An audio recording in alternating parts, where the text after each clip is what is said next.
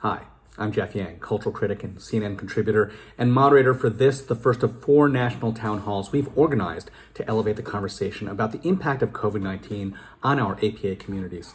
Thanks so much for joining us this evening. I first want to recognize the over 70 organizations and leaders who have signed on as supporters for this, Rise Asian Pacific America. And now I'd like to introduce our group who has come together to make these town halls happen. Thanks, Jeff, and good evening, everyone. My name is Michelle Wu, and I'm proud to serve on the Boston City Council and to be here tonight with colleagues and friends. The spark for the creation of this series came out of an ongoing conversation among Asian American state and local elected officials who represent APA communities that have been deeply impacted both by COVID-19 and by the racism and xenophobia that has come in its wake. Our view of this crisis is from the ground up, and what we've seen has prompted us to bring together like-minded leaders and organizers to initiate this national dialogue. I'm David Chu from the California State Legislature.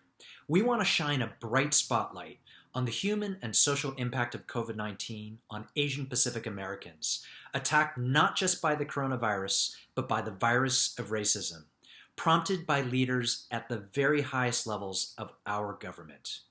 Hi everyone, my name is Yulene New, and I am so proud to be a New York State Assembly member, and especially in this discussion as we are bringing together policy leaders and activists and organizers and academics and artists for this conversation, because we all know that this isn't just a political issue, and the way that we're being impacted by COVID-19 today is actually being deeply shaped by how we're perceived in media, by racial and class dynamics, and by the way that immigrants are used and exploited to keep our nation's economic engine turning.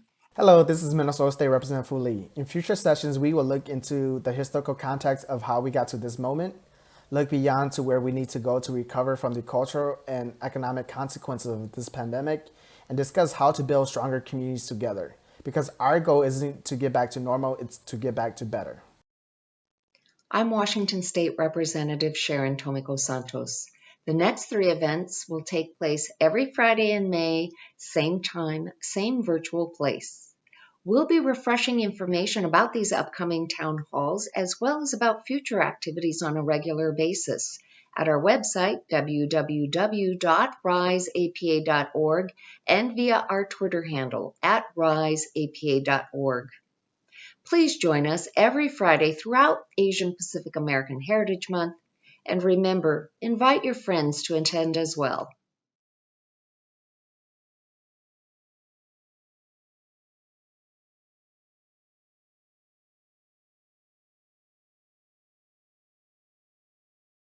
Why do you keep using this? A lot of people say it's racist. It's not racist at all. Chinese virus.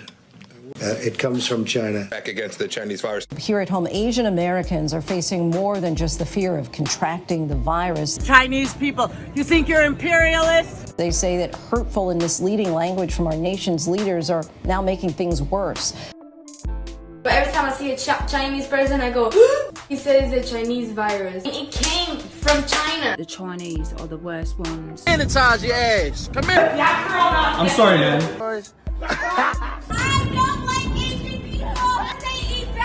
Called the China virus. Ass got corona. Ching chong too. You got corona. It's starting to piss me off. You made coronavirus. This ching chong virus. These labels and titles continuing to trigger acts of hate across the country. Fucking coronavirus. In times like this is not a time to be a racist or to discriminate.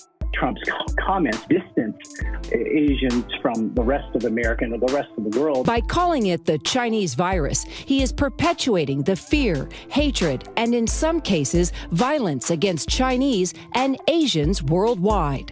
Shut up. The virus doesn't care about race or gender, religion, sexual orientation. Only we seem to care about that. We just gotta do better. At this moment in life, let's all be one race. That's just, it's just disgusting. It's wrong. It's not a Chinese virus. It is absolutely wrong and inappropriate to call this the Chinese coronavirus. And we need to be, again, allies, to our Asian friends. I'm going to dedicate this to all of the Asian Pacific American healthcare workers who are putting their lives on the line, even as they have to face racism. Sadly, some of us lash out on Asian Americans as if Asian Americans were responsible for this virus, just for being of Asian descent. Stop it. Acts of violence against Asian Americans will not stop the spread of this virus. So, the next time you wash your hands, wash out the hate that you may have for your fellow Americans. Hate will get you sick, even if the virus doesn't.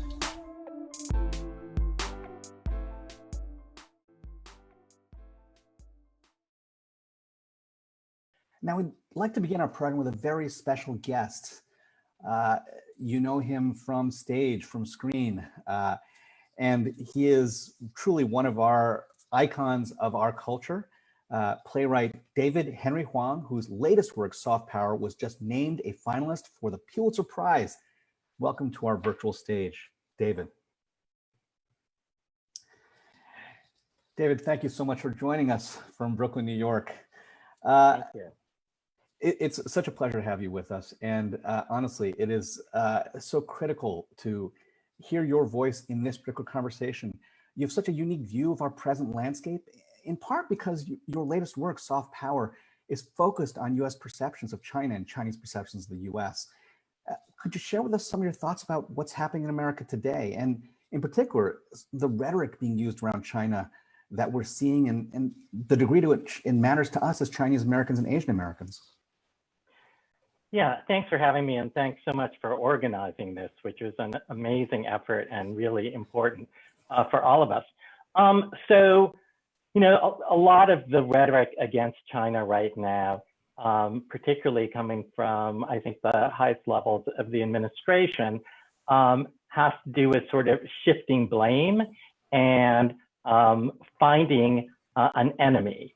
And there is certainly time to argue about the measures that China took when this broke out.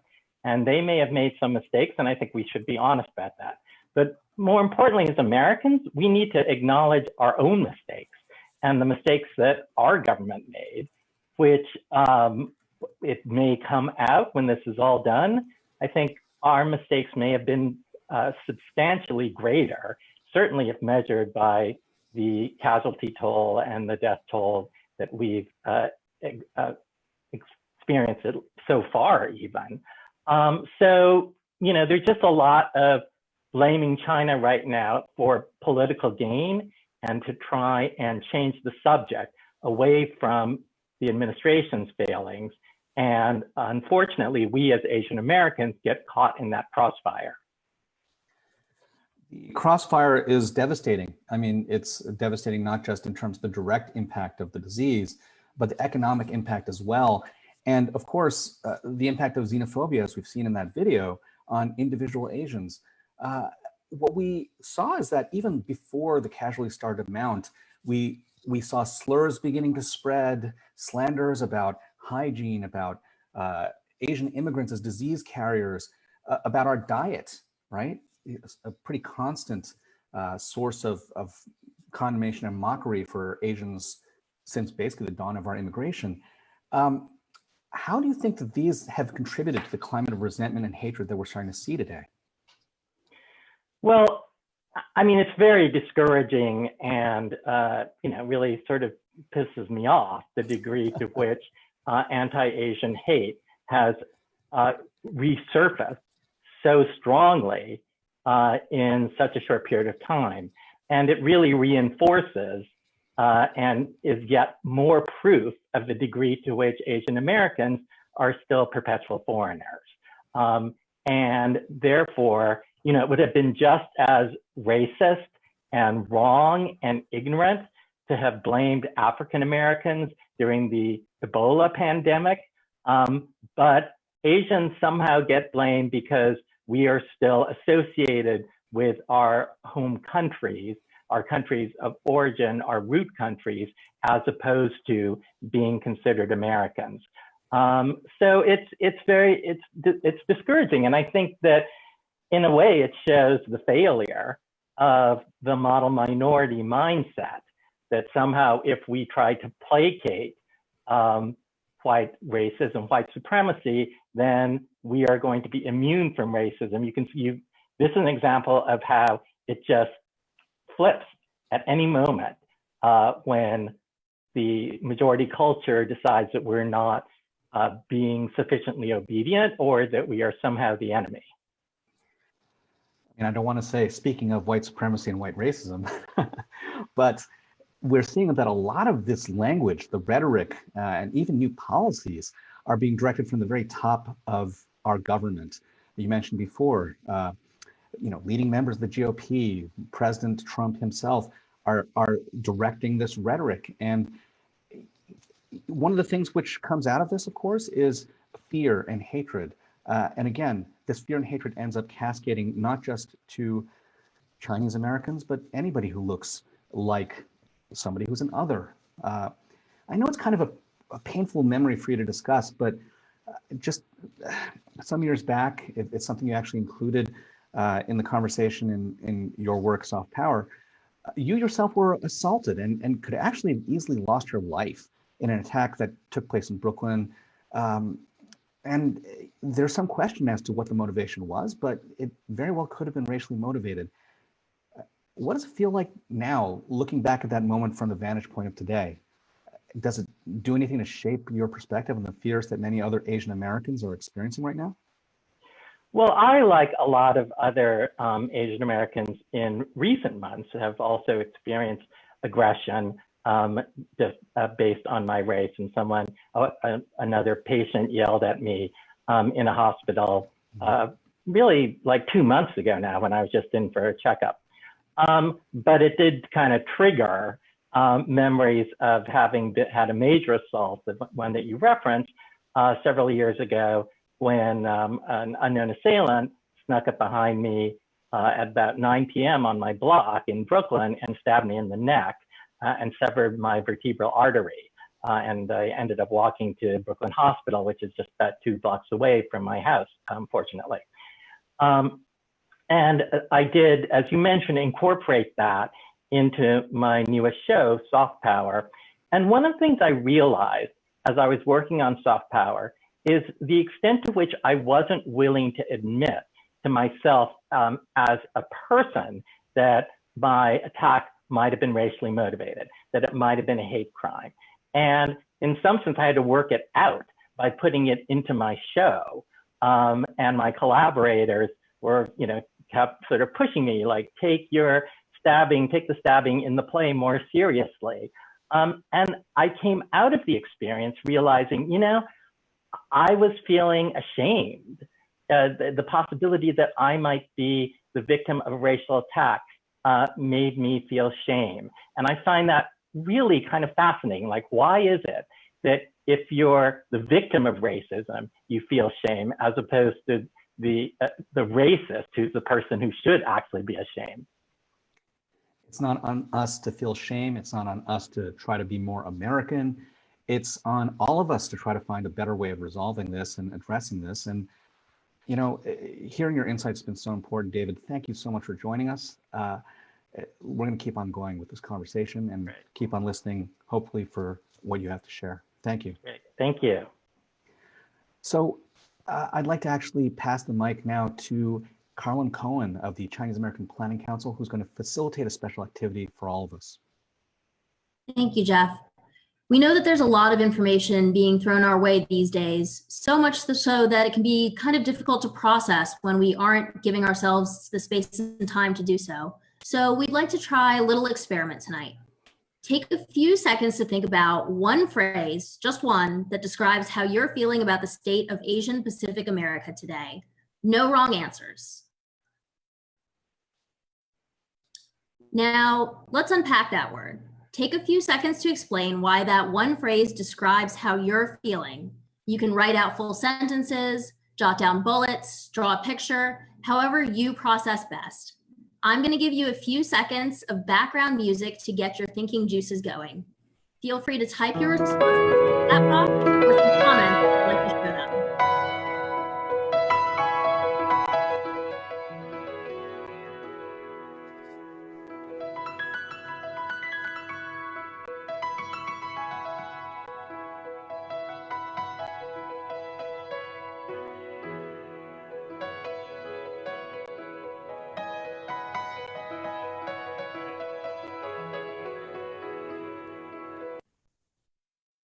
Great. I hope that was enough time for you, and I encourage you to go back and finish your thoughts after the town hall if you didn't get a chance to finish. Now, if you're open to sharing with all of us, please text your phrase to 22333. We'll show a word cloud that pulls together the words for all of us we're thinking about at the end of this session. With that, let me pass the mic over to New York State Assembly member Yuh-Line Niou to lead a conversation about the real world impact of COVID-19 xenophobia.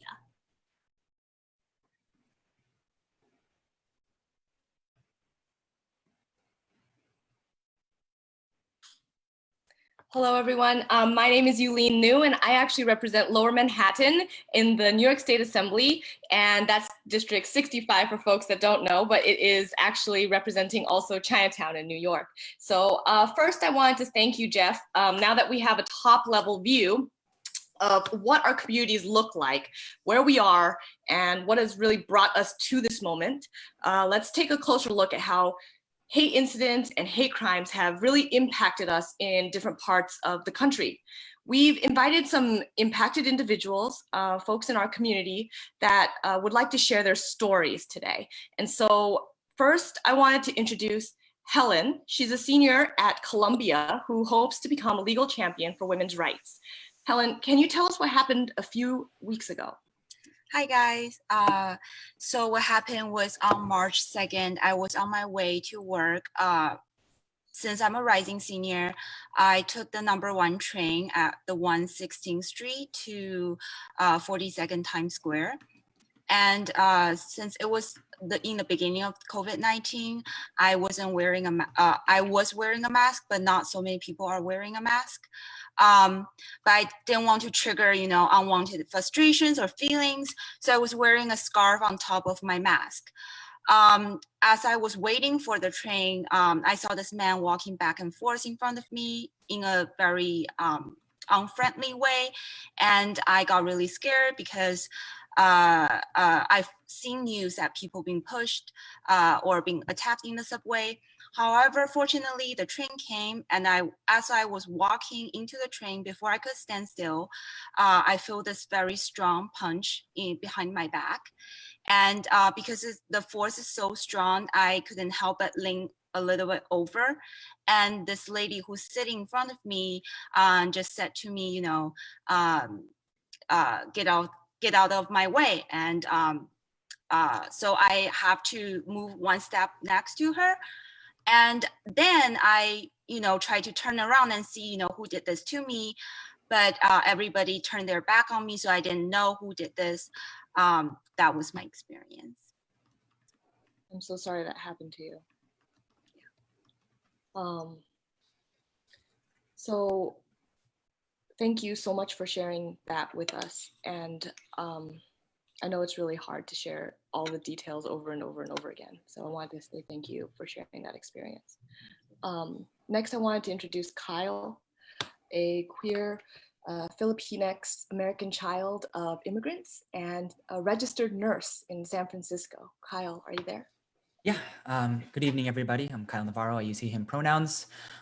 In late March, after shelter in place was enacted in my area, I had dropped off a postal package of prescription glasses to send to a manufacturer to mail exchange a broken pair for one of our students that needed them. And, upon returning to my bicycle, as I was kneeling on the sidewalk to unlock it, I noticed an older white man was walking by staring at me. And I decided to brush it off initially. And he ended up walking past me, and he looked back and then he spat in my direction. And, thankfully it didn't hit me, but as he was walking by, he called me a racial slur and he began to walk away. And, in that moment, I was hit with a wave of emotions and like anger, sadness, and fear. And, after taking a moment to breathe and assess the situation I was in and reground myself, I yelled back, "No, thank you," as he walked away. And, after the incident, I took to Twitter to just chronicle my experience, to just find community and let my friends and chosen family know what happened to me, and just to process through it and have a dialogue. And, afterwards, and just as my experience as an Asian American person, it's really made me be aware of, even more so than I already have, the experiences of other communities and how, we have to continually process our ways of feeling through all this. And as bad as I feel, I have to honor what we feel and what our communities feel. But keep in mind as well the suffering that the Black community has been feeling and disproportionately affected with racist murders, like the recent murder of Ahmaud Arbery being broadcast, or the narratives by our country's leaders around like post 9/11 Islamophobic narratives, or the historical erasure of indigenous peoples narratives. And these are the things that I, as an Asian American, don't have to deal with thanks to the privilege of being Asian American and the historical benefits that come with our proximity to whiteness and the model minority myth. And I think it's important that we as a community continue to actively and visibly uplift the voices of people in all marginalized community. And at the same time, recognize when we take up too much space in conversations, when we should allow the people directly affected to have the mic. And I think one of the important things we should do is have these kind of conversations with our families, our friends, and with ourselves around racism, anti-Blackness, queerphobia, that we ourselves may be perpetuating. Thank you. Kyle, before you, mute yourself, first off, other folks in my community have said very similar stories, healthcare workers, essential workers. How does that make you feel on that level? I mean, I feel personally that, when you're sacrificing your own life every single day, that must have been particularly difficult. Yeah, as just a healthcare worker and, among one of the many on the different parts of the front lines, like that was a tipping point for me. I had broken down when I had gotten home safe after that. And just, it really put in perspective, just, the importance of holding community and space and checking in with anybody, healthcare or otherwise, that is out there and having to go through everything going out there. Thank you. Thank you, Kyle. First off, I just want to acknowledge that our essential workers are from our communities of color, and so often we forget them in our policies, in our governing, etc. And as the district that had 9/11 happen to it, Sandy, we always say that we want to acknowledge our heroes, but often we forget. So I just wanted to recognize also Annie, who's a mother of a college-age daughter, who will be speaking on her behalf, and Crystal, her interpreter. Annie, are you there?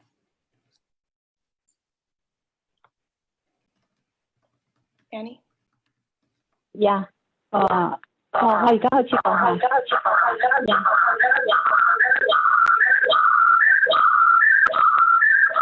我信號好差，手機。Make sure that the microphone needs to be away from one another a little bit, and I think that we need to make sure that we're muting one person. Is it okay? No, sorry, it's not. Okay. Annie， 你刪咗一個，你用呢個電話，你唔好。我用電話刪嗰個 iPad。Okay. Okay.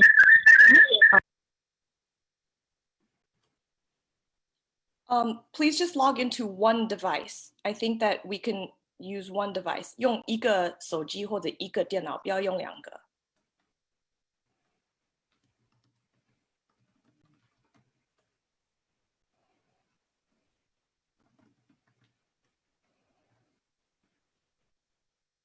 有一个需要关掉。Annie， 你在吗？ Annie, are you there?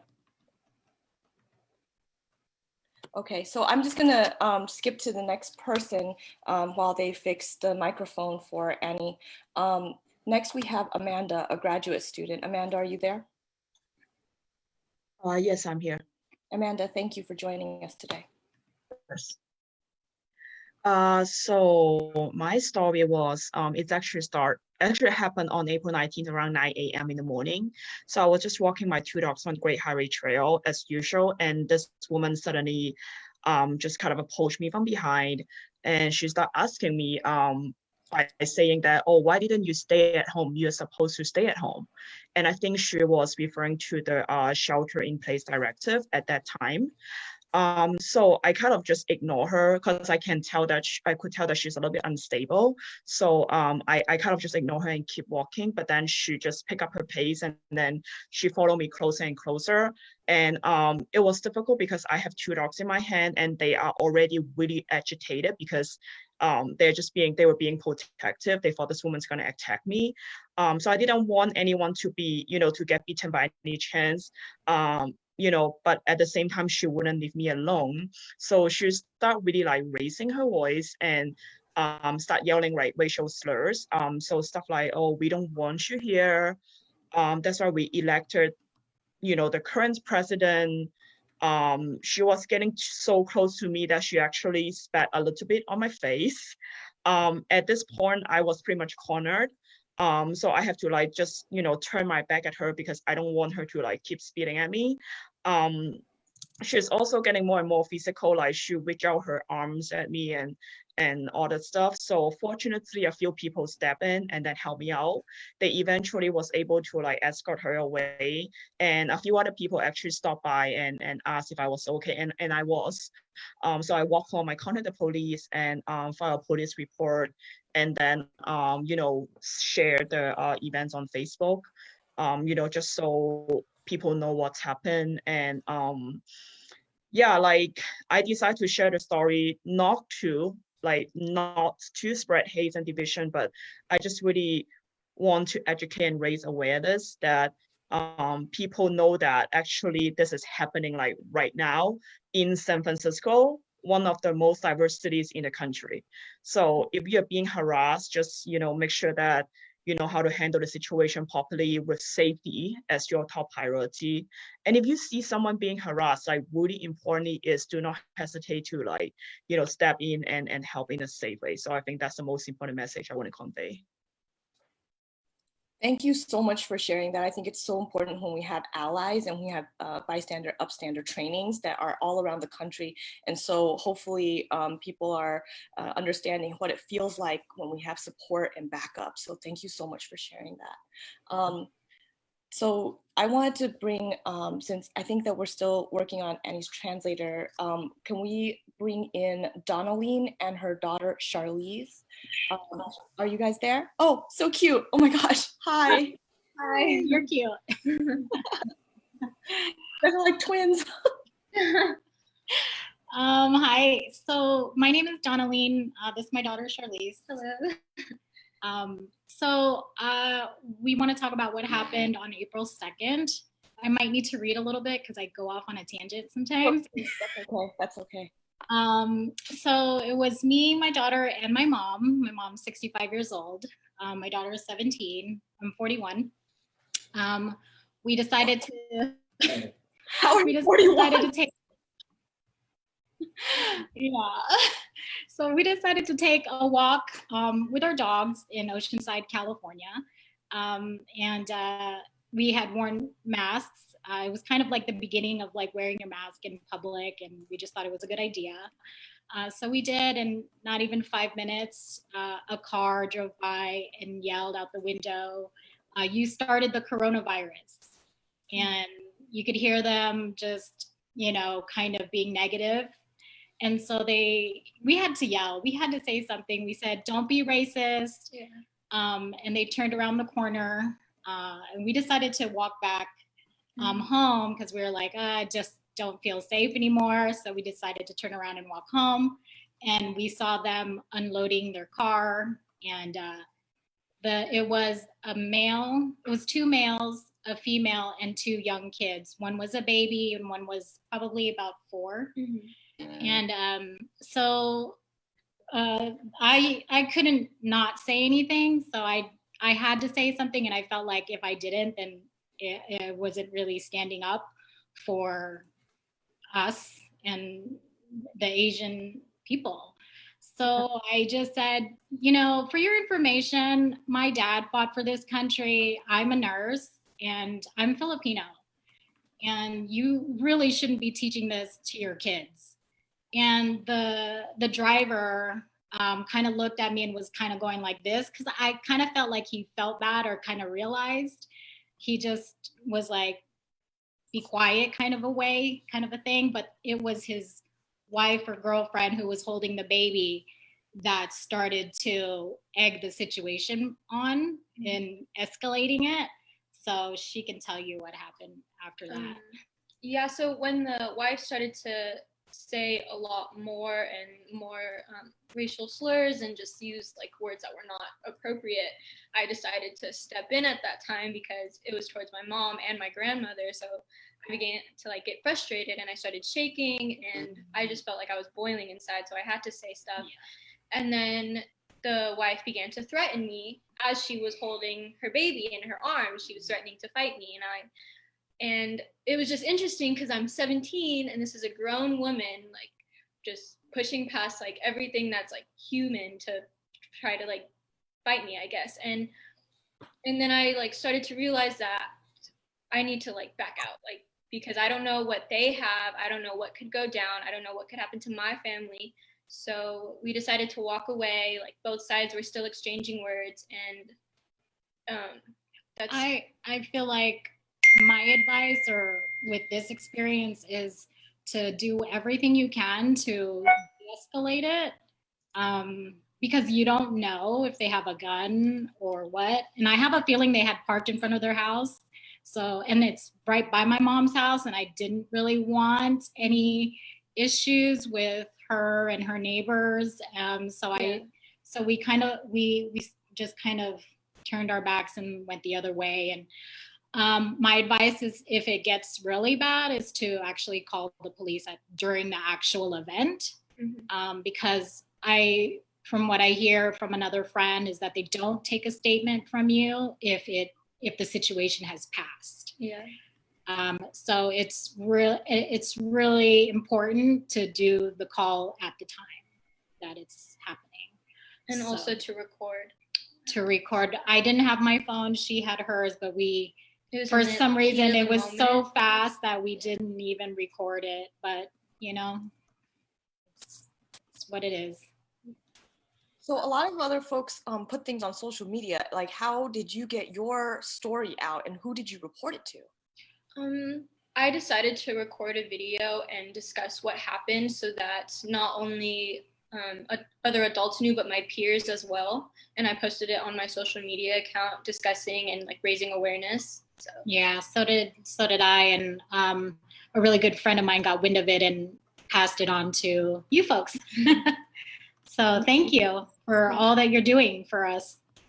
Thank you so much. We're gonna try again to connect with Annie later, but okay.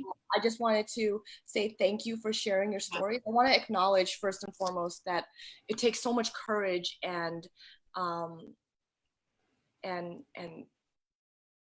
having to relive things over and over and over again. It takes a lot. It's a lot of trauma. I'm a little shaky, like just talking about it. I just really appreciate that folks are willing to speak about what's going on. And we're going to come back to, Annie and our other friend Jiayang in a little bit, but I wanted to just bring in our other guest. And so thank you so much to the two of you for sharing your story. I'm so sorry that Hey, everyone. Thank you. Yeah, I'm so sorry that happened to you. Sorry. And I wanted to bring in our next guest, somebody I actually shared a Zoom call with very recently, Cynthia Choi, the co-director for the Chinese for Affirmative Action in San Francisco. And she's a collaborative partner of Stop Anti-AAPI Hate, which is a national incident reporting website developed to track stories just like the ones that we just heard. And I just wanted to say again to all of the folks who were willing to speak today, your stories are the ones that we have to go through every day. I mean, my own office got calls saying that I ate bats and that I needed to bring a wok to work so that I could fry up some cats and dogs. So this is, it's getting to a point where we really, really needed to make sure that we were documenting these stories. So Cynthia, can you share more about how this project started and what trends that you're seeing? Cynthia, are you there? Yeah. Hi. Nice to see you again. Yes. We've done this before. Well, first, I just want to take a moment to thank all the community members tonight for bravely sharing their story. It's not easy. And unfortunately, these stories that you've just heard reflect the hundreds that we've received through our Stop AAPI Hate initiative. And over the last 7 weeks, we've received over 1,700 incidents that are just as harrowing, traumatizing, and dehumanizing and they're directed at Asians. So as you can see, they're coming from all over the country. We have some of the highest incident reports coming from regions with large API populations. We're learning about accounts of individuals being harassed, physically attacked, denied goods and services, and experiencing discrimination at all levels. And this is while we're sheltering in place. And as you heard from all of the community members, all APIs are being targeted, including our most vulnerable members of our community. You can change to the next slide. So you can see that we have elderly, women, and youth who are encountering these experiences. And of course, again, as I mentioned, all APIs are being directed, but it's certainly based on the accounts that we receive, the intended target are Chinese, and we're all blamed for this coronavirus. So, you know, just what I wanted to end up saying is that, so what do we want to do as individuals, as communities, and what can we expect from our government? And especially as the economy starts to open up, how do we prepare for the potential for a surge in attacks, but also all the ways in which our communities were hurting before the pandemic and as a result of this public health crisis and economic crisis. So I just want to thank you for this opportunity. I think this is an important conversation that we're having. We need to forcefully counter this propaganda and misinformation that's fueling the anti-Asian racism, and we need to all come together and build solidarity within our community and across our communities. Thank you so much, Cynthia. That's such incredible and important work. And I just wanted to thank you for establishing this website to help all of us policymakers to actually develop these strategic responses to address these challenges. And we're going to transition now actually to David Chu, who will actually lead a discussion about why this is happening now. David? Hey, I see you. Thanks, Yuleen. Good evening, everyone. Really appreciate all of you joining us. I'm David Chu. I'm a state legislator in California. I'm chair of the California API Legislative Caucus, and I also represent San Francisco, including Chinatown, Japantown, Little Saigon, and our Manilatown Heritage District. We're going to have a short conversation by a couple of folks who've been working in these issues on why this is happening. I want to welcome our guest, Dale Minami, who's a nationally recognized attorney, a civil rights icon. He led the team that brought justice to Japanese internment survivor Fred Korematsu. I'm also going to bring on Bo Tao Uribe, who's the co-founder and executive director of the Coalition of Asian American Leaders in Minnesota, and also a former Obama appointee to the White House Initiative on APIs. So welcome, Dale. Welcome, Bo. Hopefully you guys are joining. I'm joining All now. right. Oh, Yes. Dale, are you there? I'm here, I think. Can you hear me? We can hear you. We can see you. Great. So let me just pose my first question. Both of you have incredible records of doing work in our community for many, many decades.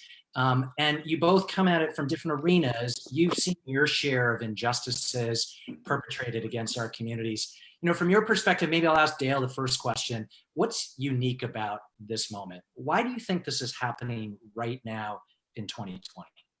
Well, part of it is not unique. I mean, the rivers of racism in this country run deep and have run long for a long period of time. And sometimes you hit the perfect storm like we have now and they overflow when you have wars or national security crises, or in this case, a pandemic, recession. The rivers then overflow and cause these ugly incidents.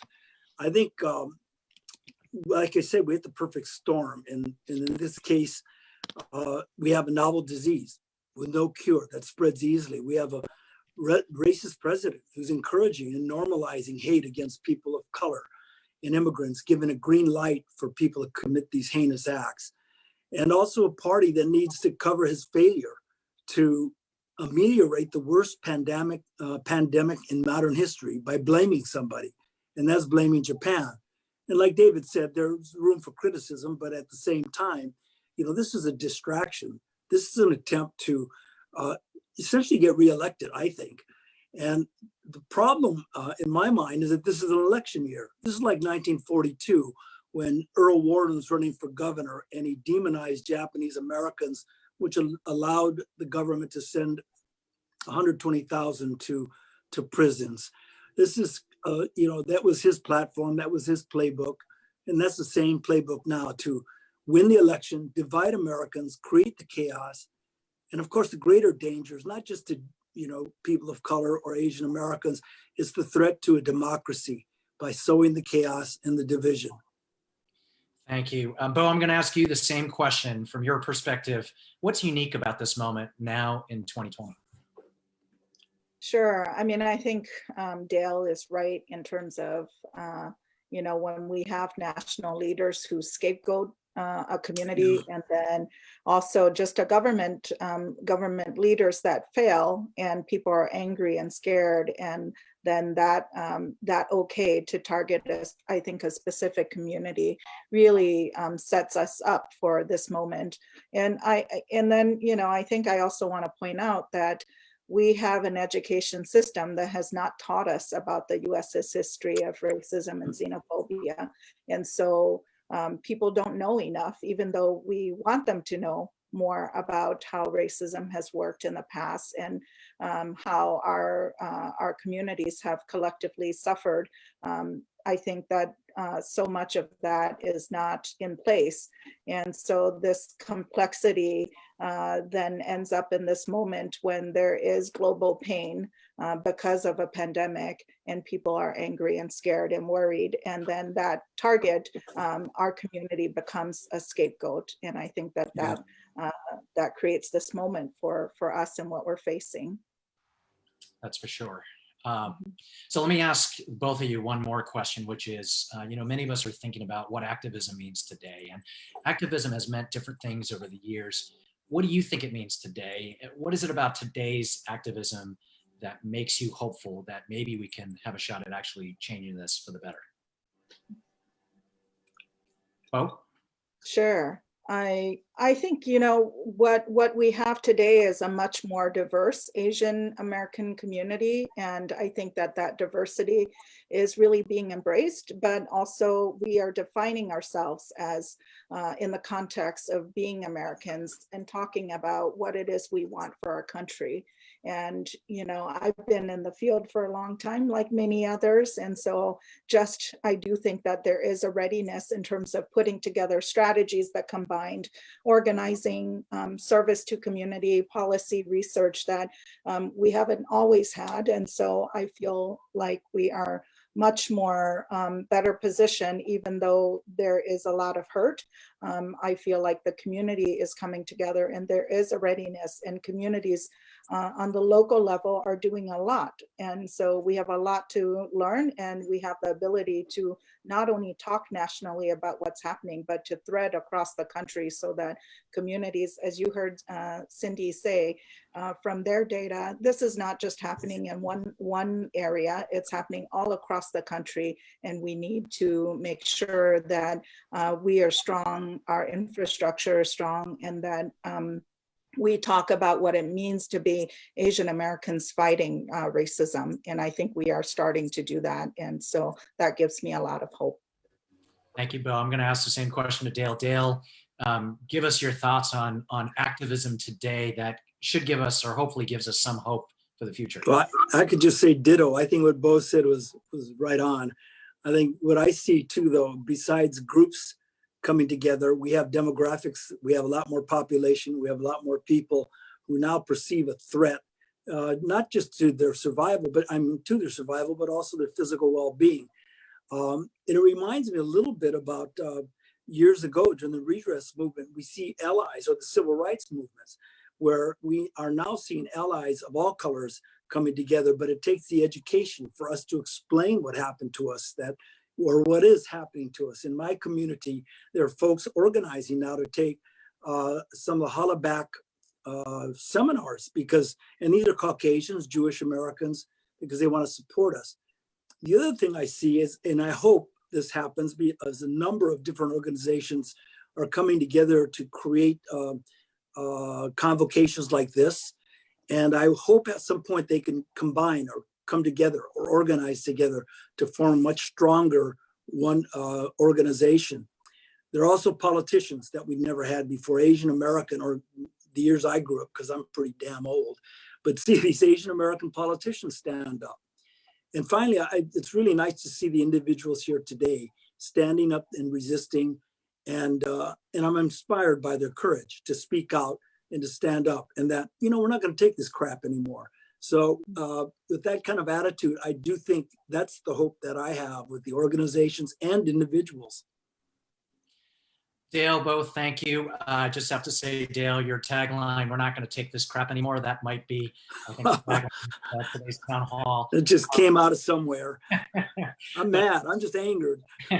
I just want to thank, I have to admit, I may have put into the cloud the word angry, and I suspect that many of us who are thinking and reflecting on this are certainly feeling that as an emotion.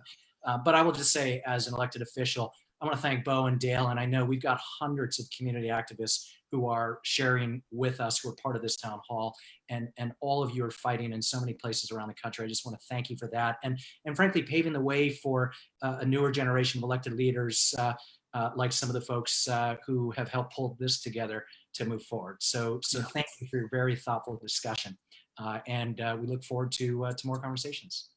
Thank you. So with this, we're going to continue the conversation on this topic. We have comedian, writer, actress Jenny Yang, and also Pulitzer Prize winning author Viet Thanh Nguyen. I'm going to turn it back over to Jeff Yang to facilitate this discussion. Jeff, now to you. Thank you, David. And thank you, Jenny and Viet. Viet, do we have you? Hey, Jeff, can you hear me? Hey, I can hear you and see you. And Jenny. Hi. I love the background. Happy Asian Pacific American Heritage Month. Just wanted to represent the boba of my people. Well, I want to represent our fellow Vietnamese American, Kelly Marie Tran from Star Wars. Listen, all we're doing is shout outs for this whole thing. Yeah. I'm wearing a Win Coffee Supply shirt from my friend Sarah Win, her small roastery and independent roastery in New York, because I'm now with the esteemed Viet Thanh Nguyen. Well, they sent me free coffee, but they didn't send me a t-shirt, so I'm jealous. Well, I bought this, okay, and they did not pay me because we're out here during APA Heritage Month trying to support businesses, okay? I know, but you're supposed to be an Asian American influencer. You get some stuff for free, like a t-shirt. Oh God, no, I bought this, you guys. My lifestyle is a sham. Whatever you think it is, it's not. It's as glamorous as it appears. We have to hype ourselves. We're the Asian American influencers, and we're trying to influence this conversation on COVID and representation. And we're here to talk about model minorities and perpetual foreigners, right, Jeff? We are indeed. And thank you guys for giving us a moment of levity, much needed one, as well as some nice sponsor moments, I suppose. But I wanted to actually bring it back to that topic. Both you guys obviously speak to this larger question about the perceptions that shape the way people think of us and even act towards us in your own distinctive ways, through prose, through humor, and through your outspoken presences online. And we really wanted to ask you guys to share your thoughts on this duality of stereotypes you raised, Viet. One of them paints us as a minority that all other minorities should aspire to, that essentially is adjacent to whiteness, privileged in that fashion. But then the other frames us as never truly being American, never truly being assimilable. So what's behind the perpetuation of these stereotypes, and how are they impacting us now, especially in the time of COVID? Well, I think the stereotypes Yeah. I'm sorry if I jumped the gun, but the endure That's all good. because of basically racism and capitalism. That's what makes America great. It's racism and capitalism have been with us since the very origins of American society, and they have produced a whole system of racial exploitation. So that's why Asian Americans exist. I mean, in an ideal American society where everyone's equal, we wouldn't need to have hyphenated Americans or adjective Americans, but we do. And we are never going to get away from this problem of the binary of model minorities and perpetual foreigners until we do away with the system of racial and capitalist exploitation. If we only talk about it as if, if we just were better Americans, or if we just try to improve the system a little bit, we'll be okay, history has shown that not to be the case. And COVID demonstrates this. Every time there's a problem that people associate with Asians, whether it's a disease or whether it's economic competition, the accomplishments that Asian Americans think they have accumulated just vanish, and we become once again an evil foreign threat, even if we're American citizens. So it's absolutely crucial, obviously, to try to address the short-term problems that we're confronting. But if we do not recognize the deep systemic issues into which we're embedded and fight those issues, we're never going to escape this binary that we're confronted with periodically. Yeah, I mean, I feel like that's a word right there. I feel like you know, it's our job. It's a bunch of Asian Pacific American leaders on this Zoom meeting, and I think it's our job to spread the analysis that's correct. You know what I mean? That it's not about trying to like get that A+. Like, you know, this isn't Kumon. Like racism, you can't, you know, get a test out of this, you know, to win. Like the system that we've inherited is made to dehumanize us when we are not a part of the white supremacist system, you know, that when we're not the rulers and we're not the main beneficiaries of the system. And so no matter what we do, we will be dehumanized. No matter what we do, okay, we're going to be used to divide and conquer everyone but those who are in power. And unfortunately, as much as Asian Americans want to make our money, you know, Yelp our food, you know what I'm saying? Like, get a nice fade with your nice corporate haircut job, whatever. Like, I remember those jobs. You know, we can't get a straight A out of this. You know what I'm saying? So I just feel like I personally feel like there's also deeply embedded in our Asian American community a sense of self-centered resentment around Asians not being recognized as being racist against, which I think is a problem. Now, we can complain all the time that we don't get enough airtime for to recognize our issues, right, by the general public. But I think as a starting point, as a community, we need to address those in our community who are out here trying to sort of use this kind of resentment that, oh, Black people, brown people, they don't see us as people of color, or they don't stand up for us. That kind of attitude is so negative and toxic. I think it is our job, as if you consider yourself an Asian American leader, to speak up and educate our own Asian American community that that's not the way to start, that we need to build solidarity, that we need to come up with an attitude of openness and support and show up for other people so that they can show up for us. You know, that's something which when I shared my own incident with harassment some time ago, a lot of people, African-American and Latinx people chimed in and said, you know, we really feel for you, but at the same time, kind of welcome to what it's like for us 24/7, 365, right? Yes. So there's definitely a sense in which the access to privilege is something that goes away fast, but allyship, you know, kind of building bridges before things go wrong, that can last a lot longer. Do you guys have any additional thoughts in terms of how we might be able to actually redress this? I mean, especially in this time, which is a time of crisis for us, and one that, especially as November gets closer, is likely to even get sharper. Well, the reason I wore this T-shirt is because representations matter. That's a slogan that's been going around, and I absolutely believe that we need our actors, we need our politicians, we need our faces in high places, and so on. But in the end, what really matters is power. You know, it doesn't really matter, you know, if we have Kelly Marie Tran, an actress in Star Wars, if we don't have the power to make movies. It really doesn't matter if we have Andrew Yang as a face for us, if we don't have political power, structural power, economic power. And so we all have a role to play in this. We all have our capacity to exercise power, as so many of our community members were testifying to, that we can seize power when we have the opportunity in the individual circumstances, but we also need to fight for power through organizations, through activities like this, through campaigns, through Asian American movements, through allyship, as you pointed out. Nothing's going to change until we have the power.